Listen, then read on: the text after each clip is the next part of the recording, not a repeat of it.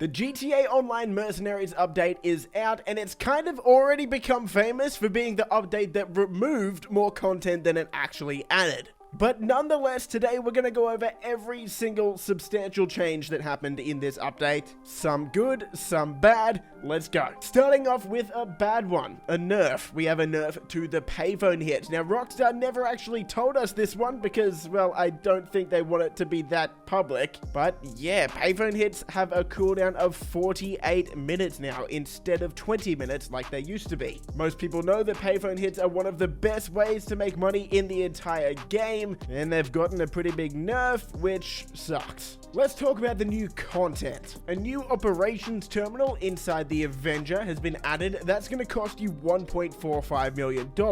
At the operation terminal, you can start up 6 new contact missions, along with LSA operations, which are 3 new free mode missions that will pay you somewhere between $45,000 and $65,000. As for the Avenger itself, it's gotten a handful of upgrades too. The main one being you don't need to own a facility to own it, so that's a massive paywall that's been removed, so that's good. The Avenger can now be stored in your hangar, which is probably the best place to store it because that's the only place where you can add the new weapons to it. So in the hangar workshop, you can now put machine guns, missiles, a stealth mode when you're in autopilot, a missile lock-on jammer, as well as upgrade with an Avenger thruster, which is a jetpack that's stored inside the Avenger and works very similarly to the thruster that's already in the game. The only difference is this one doesn't have any weapons. As for the hangar itself, it's actually got a bit of a buff. When you go to source cargo for your hangar, you can actually choose if you want a land or an air mission. So the land missions are an entirely new set of source missions, and I think those ones are definitely aimed at people who aren't great at flying or who just don't like the air missions. Rockstar has also added an entirely new set of land cell missions too, so the hangar is going to look a bit different. Similar to how Lupe and the cargo warehouses work, there's also now Rooster, who will be in your hangar. You can go pay him $25,000 and he'll go out and source cargo for you. There's a 75% chance that he'll only get 1 crate and a 25% chance that he'll come back with 2 crates. That will take 48 minutes, exactly just like how the crate warehouse works currently. You can now call Ron on your phone to start up source cargo missions for your hangar. This sort of brings the hangar a lot more in line with a lot of other businesses in the game. Specifically, this all started with the Acid Lab when you could call Mutt and just source cargo from there. Also in the hangar, there is now a Mark II weapon workshop, again just bringing it in line with a lot of other businesses and vehicles that already have this. Rockstar has added a new career progress feature to PlayStation 5 and Xbox X and S. This takes almost all of the content that's currently in the game and gives you things to work towards. For almost every set of contact missions, every business, and a lot of other activities in the game, there will be 4 tiers of challenges, and by completing those tiers, you'll unlock rewards like liveries, outfits, and money.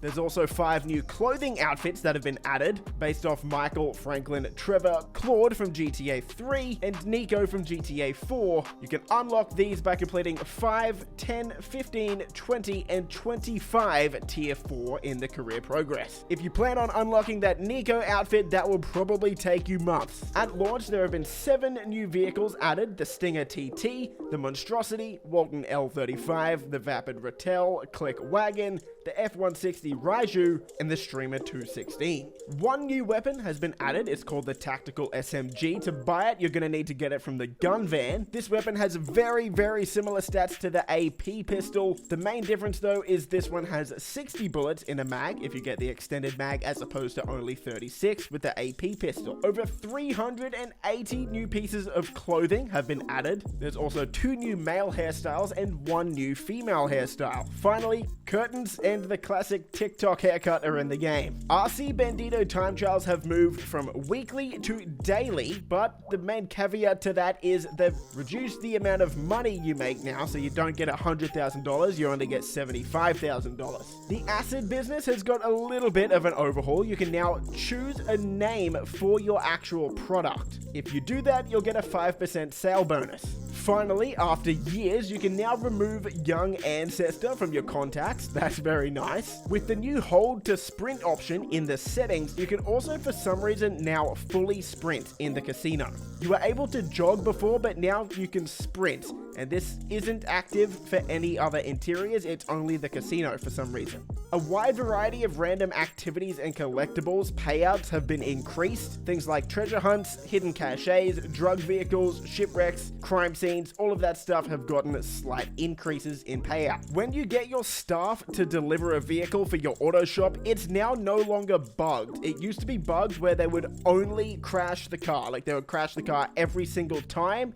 Now, there is actually a chance that they will successfully deliver the vehicle without any damage, and you'll get paid in full. The Ocelot Virtue has been fixed now. Previously, it was one of the only vehicles you couldn't throw explosives out of if you put armor plating on it. That's now fixed. You can now throw explosives. When you call Moore's Mutual, you can now claim all destroyed vehicles at once. This used to be a feature, but it got removed because of people glitching the system and making money. But it's back now, and it'll only take you one button to claim all of your vehicles. Awesome. If you have the taxi livery for the Eudora or the classic Broadway, you can now use them for taxi work.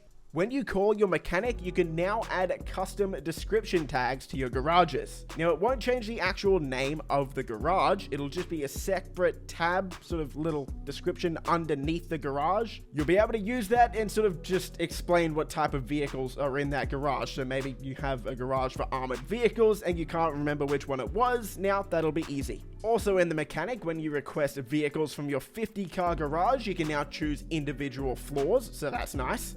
Any vehicles destroyed in contact missions will now be free to claim. There's a new register as a boss option that combines SecuroServe and MC Club into the one button there. This makes it a lot easier. It actually reduces the amount of buttons you need to click to, because SecuroServe and MC used to be down about halfway down in the interaction menu. Now they're right at the top.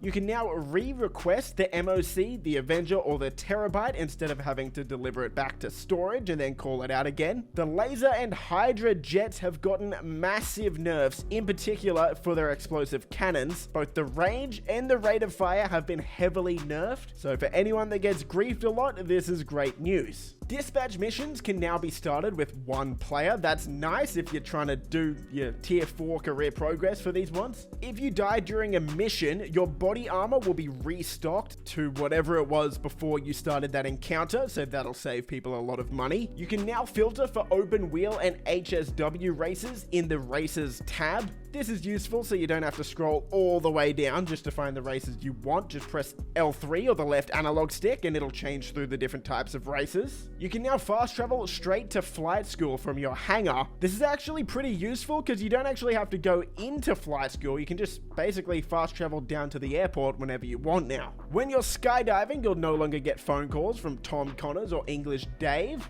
So those annoying deaths should no longer happen. That's nice. The orbital cannon can no longer be instantly reset or refunded, so griefers can't just continually target you over and over and over again. Very, very good change. The payout has been increased for some contact missions by 25%. Those are the super yacht ones and Gerald's last play. And the payout for treasure hunts and collectibles have been increased as well. Rockstar removed 186 vehicles from the stores in GTA Online.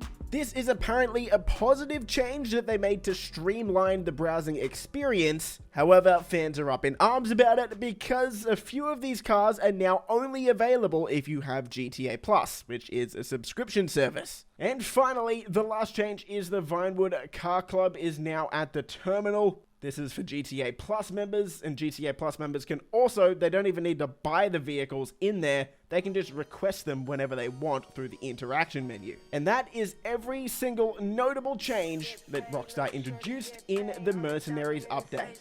So if you enjoyed the video, leave a thumbs up and consider subscribing for more stuff like this, and I will see you in the next video. Peace! Favorite color, money green. Paper. I've been on my grind since I was in the 7th grade.